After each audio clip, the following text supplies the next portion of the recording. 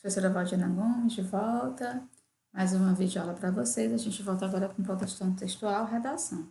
E antes de irmos para a indicação da nossa aula, a gente faz a nossa acolhida, como de costume, tá bom? Então, vamos começar com uma oração, luz pela oração. Senhor, espero em Ti neste dia.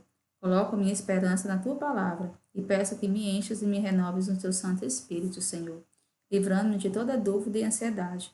Faz a tua luz brilhar em todo o recôndito escuro da minha alma, que precisa ser iluminado. Não quero que minha impaciência ou falta de confiança obstrua o caminho do que queres realizar em mim. Reconheço que mesmo quando tudo parece que minha vida está parada, eu tento me apegar a ti e sei que caminhando ao teu lado tudo se resolverá, Senhor. Espero em ti. Ajuda-me a crescer no entendimento dos teus caminhos e a não sucumbir na impaciência ou no desânimo, Senhor, caso o meu cronograma não coincida com o teu. Fortalece, Senhor, a minha fé, para eu depender do teu tempo perfeito para a minha vida. Ajuda-me a descansar em ti e estar contente com o degrau em que estou e com a luz que tu me deste. Então, é assim, né, que a gente começa a nossa videoaula de hoje. E agora a gente vai à ação da nossa agenda, tá certo? E aí, qual é a indicação, né, da nossa agenda, da nossa aula de hoje? Olha aí, nós temos a correção da atividade da página 246 a 250. A 245 começa, né, com a informatividade e a qualidade dos argumentos. Aí leio o cartoon de Rodrigo Rocha, você vai ver essa imagem, olha aí. Ela diz muito, né, a leitura de imagem, é importante que você o faça. Aí vamos aí. Para captar o significado geral e o humor... Deixa eu só mudar aqui. Para captar o significado geral do humor do cartoon, não podemos nos ater ao que é mostrado. A. Lê o box lateral e responda. Que ligação há entre o nome da fábrica de comércio e o mito de Narciso? Vamos ler, né? O mito de Narciso. Narciso, segundo a mitologia grega, era um jovem dotado de extrema beleza. Quando nasceu, seus pais consultaram um adivinho, que lhes disse que o filho viveria muito desde que nunca contemplasse a própria imagem. Num dia de muito calor, Narciso se inclinou sobre as águas cristalinas de um lago, e nesse momento contemplou seu rosto refletido nas águas. Pensou que se tratava de algum espírito das águas e o achou tão belo que se enamorou e não conseguiu interromper aquela contemplação. Ali ficou até morrer. No lugar em que se achava brotou uma planta cuja flor foi chamada de Narciso. Então, uma fábrica de cosméticos se ocupa da criação de produtos que tornam as pessoas mais belas. 2. Observe ao lado a reprodução do quadro Narciso de Caravaggio. Relacione a pintura com a situação mostrada no cartoon. Que semelhanças e diferenças você nota entre as duas obras? No cartoon e no quadro, o homem se espelha na água. No cartoon, entretanto, a água da fonte é, em vez de cristalina, é escura e lamacenta, poluída pelos resíduos da fábrica de cosméticos. E o reflexo do homem que se olha é uma caveira, e não o rosto dele. C. Explique a crítica contida no cartoon. O cartoon é uma crítica à degradação do meio ambiente, feita em nome do progresso, do conforto e do bem-estar, né? Entre aspas. A leitura do cartoon permite notar que quando lemos um texto, acionamos conhecimentos que já temos. Assim, o sentido de um texto depende não apenas do que está expresso nele, mas também dos conhecimentos prévios do leitor. Se o cartoon não for relacionado com a história de Narciso, ainda assim ele será um texto? Provocará humor? Justifique sua resposta.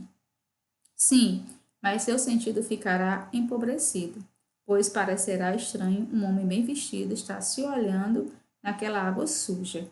Os elementos principais do humor no cartoon são o nome da fábrica e referência ao mito de Narciso. Então, né, pessoal, feita aí essa análise. A compreensão mais aprofundada do cartoon que você leu depende de conhecimentos prévios do leitor a respeito do mito de Narciso e do quadro pintado por Caravaggio. Nesse caso, dizemos que o cartoon apresenta um grau de informatividade, pois nem todos os leitores têm esse tipo de informação, certo? Então, informatividade, nono ano, é o grau de informação que um texto veicula. Senso de comum é um conjunto de ideias quase sempre generalizantes e às vezes preconceituosos, tá certo? Baseado em opiniões de autoria indefinida. Tais ideias apresentam uma visão parcial da realidade, sem nenhuma base científica ou crítica, e por isso são geralmente questionáveis. Bom? Fazem parte do senso comum opiniões do tipo: o povo não sabe votar, o brasileiro não tem memória, homem não chora, os políticos são todos corruptos, bem como afirmações como fumar é prejudicial à saúde, devemos proteger os animais, além daquelas representadas pela maioria dos provérbios. Tais afirmações baseiam-se na evidência, na observação, experiências de vida e na reflexão simplesmente de um mínimo de bom senso que não precisa de comprovação científica para tal demonstrar sua validade. Essas ideias devem ser evitadas como argumento, pois, embora não sejam verdades e se apoiem em pontos de vista justificáveis, apresentam baixa informatividade. Bom? Aí a gente vem aí para a atividade da página 247. O texto abaixo foi escrito por um candidato de vestibular de uma universidade mineira. Sua transcrição foi feita de acordo com o original e, por isso, é natural que apresente alguns problemas gramaticais. Leia-o para responder às questões a seguir, observando o grau de informatividade que apresenta. Violência social.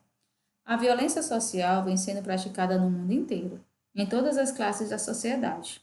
É uma luta pelo poder e pela sobrevivência. Uns matam e roubam para sobreviver, conseguir um pedaço de pão e ter com que se alimentarem. Outros praticam a violência apenas com o objetivo de enriquecer ainda mais e dominar a classe fraca. Há rivalidades até entre famílias, filhos matando pais para tomar o que lhes pertence, irmãos brigando entre si. Brigas por posse de terra, causando guerras entre países, como ocorreu há pouco tempo e continua acontecendo. Por qualquer motivo se pratica a violência. Uma simples discussão, ciúmes, um lugar em fila de ônibus, ninguém respeita o próximo. Qualquer coisa, por menor que seja, serve de motivo para acabar em violência. E basta andarmos uns minutos pelas ruas para encontrarmos vários exemplos. Assim como aos que praticam a violência pelo poder e pela sobrevivência, há também muitos que praticam por prazer, por querer mostrar que pode mais que o outro. Redação do aluno, Textualidade, São Paulo, 1994, página 83 a 84. No primeiro parágrafo, o autor afirma que a violência é praticada no mundo inteiro, que nos leva a supor que o texto será desenvolvido com exemplos da realidade de diferentes países e diferentes níveis sociais. Isso se verifica posteriormente no texto? Não, né? O texto dá exemplos da ganância humana e faz breves referências a guerras internacionais. No segundo parágrafo, o autor afirma que há os que roubam e matam por fome e os que praticam violência com vistas ao poder. O autor esclarece quem são as pessoas que chamam de uns e outros. A que grupos sociais pertencem? Ou a cidade ou o país em que vive? Não. As afirmações elas são genéricas, né?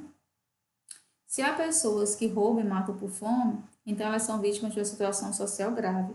Logo, elas deveriam ser referidas no mesmo parágrafo que são citadas aquelas que praticam violência pelo poder. Não, né? Por se tratar de situações diferentes, deveriam ser referenciadas em outros parágrafos distantes. Observe o terceiro e quarto parágrafo. Neles, as afirmações são genéricas e sem profundidade. Que informações o autor poderia fornecer para torná-los mais precisos e ricos em ideias? Terceiro parágrafo, né? Que tipo de rivalidade há entre as famílias?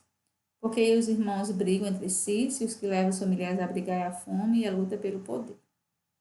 De modo geral, o autor procura explicar o fenômeno da violência ao longo dos parágrafos, valendo-se de argumentos sociais. Isso também ocorre no quinto parágrafo, por quê? Não.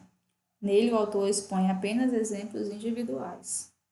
Qual é o único motivo apresentado para explicar por que o indivíduo é levado à violência? O desrespeito ao outro. Na sua opinião, esse motivo é suficiente para explicar o fenômeno da violência no plano individual? Espera-se que vocês tenham percebido que sim, né? Cada um vai ter as suas próprias percepções. No último parágrafo, o autor retoma a ideia principal exposta nos primeiros parágrafos, ou seja, a de que a violência é fruto da luta pelo poder e pela sobrevivência, mas introduz uma ideia nova. Qual é essa ideia? A ideia de que a violência pode ser praticada por prazer. Considerando-se as partes que normalmente compõem a estrutura de um texto, essa ideia está bem exposta no texto lido? Não, porque ela não foi desenvolvida em nenhum momento. Como você constatou, o texto apresenta baixa informatividade. Como consequência, a leitura do texto é atraente? Sim ou não? Não, porque não traz informação nova.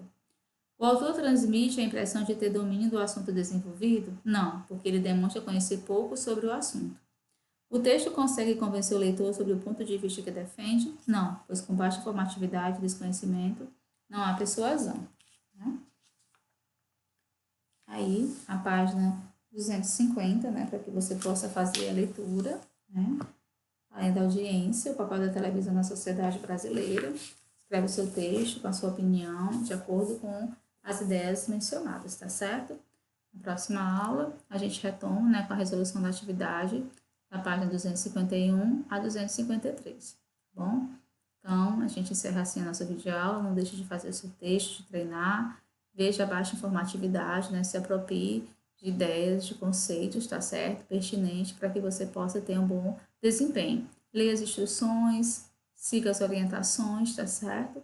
E na próxima aula a gente retoma com a articulação 2, coerência e coesão. Um abraço carinhoso e até a próxima videoaula.